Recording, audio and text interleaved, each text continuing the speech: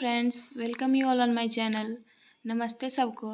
तो जैसा कि हम लोगों ने बर्न्स एंड नट्सकाल्स में मीनिंग्स, डेफिनेशंस, कैरेक्टरिस्टिक्स और काउजेस पढ़ लिए थे, तो आज हम लोग कैरेक्टरिस्टिक्स पढ़ेंगे।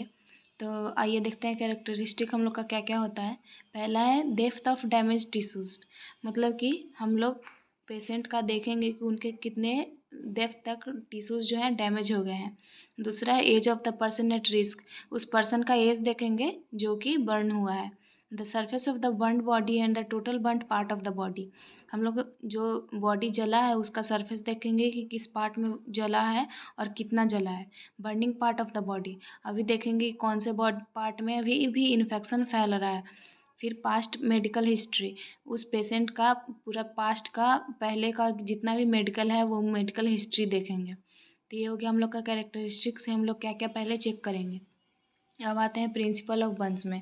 प्रिंसिपल्स क्या क्या होते हैं। तो पहला है the burnt exposed part should not be touched much, मतलब जले हुए पार्ट को पूरा टच नहीं करना है। The burn should be cleaned only by washing hands, साफ़ सुथरे हाथ से हम लोगों को घाव को साफ़ करना है। No lotion should be applied, कोई लोशन यूज़ नहीं करना है। ट्रीटिंग ट्रॉमा, मतलब कि अच्छे से ट्रीट करना है घाव को। फिर अप्लाइंग क्लीन ड्रेसिंग और covering burn bound with cloth, मतलब कि क्लीन ड्रेसिंग करना है साफ़ सुथरे कपड़े से, और जो जला हुआ पार्ट है उसको कपड़े से कवर करना है। तो ये हो गया हम लोग का प्रिंसिपल्स। अब हम लोग इसके आगे पढ़ेंगे साइंस एंड सिम्टम्स क्या क्या होते हैं। तो पहला साइन है हमारा ब्लिस्टरिंग। ब्लिस्टरिंग्स मीन्स क्या होता है, जैसा हम लोग मैंने पहले भी क्लास में बताया था कि ब्लिस्टरिंग्स फोड़े को बोलते हैं, वो होता है। फिर स्वेलिंग, सूजन हो जाता है। स्कारिंग मीन्स निशान पड़ जाते हैं। फिर पेन, दर्द भी होता है। Total loss of colour means colour का लॉस हो जाता है जलने में। फिर रेडनेस, पूरा रेडनेस हो जाते हैं शरीर पे। शॉर्टनेस ऑफ ब्रेथ, मतलब सांस लेने में प्रॉब्लम होती है। स्ट्रीडोर और वीजिंग, इसका मीन्स होता है कि कड़कड़ाहट या घड़घड़ाहट का आवाज़ आने लगता है। फिर हॉरेसनेस, हॉरेसनेस मीन होता है कि बोलने के समय कठिनाई होने लगती है।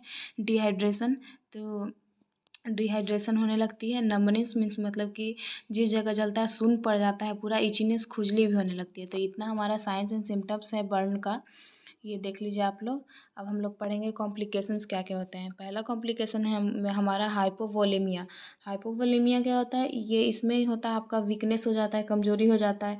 फिर फैटिग हो जाता है मीन्स थकान हो जाता है। फेंटिंग हो जाता है, बेहोश भी कभी कभी हो जाते हैं। फिर डिजीनेस भी होता है, इसमें भी चक्कर आने लगते हैं। इतना होता है हाइपोवोलेमिया में। फिर दूसरा है shock, severe cases even death, मतलब शॉक लग जाता है और बहुत सारे केसेस में हो जाता है कि डेथ भी हो जाता है पेशेंट का। हमारा थर्ड है acute renal failure, renal fail भी कर सकता है कभी कभी। फिर फोर्थ है सेप्टिसीमा। सेप्टिसीमा क्या होता है, ये ब्लड का इन्फेक्शन होता है। फिर pulmonary complications due to inhalation injury, मतलब कि इन्हेलेशन कर के टाइम जो इंजरी होते हैं उससे मतलब सांस लेने में प्रॉब्लम होने लगती है। फिर साइकोलॉजिकल ट्रॉमा मीन्स पेशेंट को मेंटली भी डिस्टर्बेंस हो सकती है, तो उसे भी ठीक करना है। फिर इन्फेक्शन हो सकती है। फिर extensive and disabling scaring means बहुत बड़े बड़े और गहरे निशान भी पड़ सकते हैं जो मतलब बाद में ठीक भी ना हो। फिर acute airway blocked in head and neck Burns, सिर के और गले के बर्न्स में एयरवे ब्लॉक भी हो सकता है हमारा, जिससे भी सांस लेने में भी प्रॉब्लम हो सकती है। अब इसके बाद हम लोग देखेंगे क्या हमारा मैनेजमेंट, कि हम लोग को क्या क्या करना चाहिए। पहला है कॉल फॉर हेल्प, हेल्प के लिए कॉल करना चाहिए।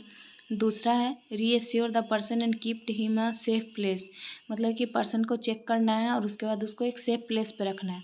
Cool the burn area with running water for 10 to 20 minutes, specially in chemical Burns, अगर केमिकल से उसका बॉडी बर्न हुआ है तो उसको 10 से 20 मिनट तक ठंडे पानी से साफ मतलब धोना है।